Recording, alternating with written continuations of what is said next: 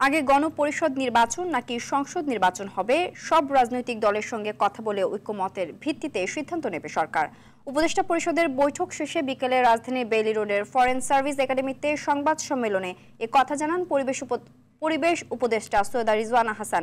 তিনি বলেন, ডিসেম্বর থেকে জুনের মধ্যে জাতীয় নির্বাচন অনুষ্ঠিত হবে। চূড়ান্ত তারিখ ঘোষণা করবেন প্রধান উপদেষ্টা। রিজওয়ানা হাসান বলেন, বাজারের চেয়ে কম দামে বাংলাদেশকে এলএনজি দেবে সৌদি আরব। তিনি বলেন, মাত্র 12,000 মানুষের ক্ষেত্রে এককালীন সুবিধা দেওয়া হবে শুধু স্কুলে ভর্তির ক্ষেত্রে। এটি কোনোভাবেই কোটার সাথে সম্পৃক্ত নয়।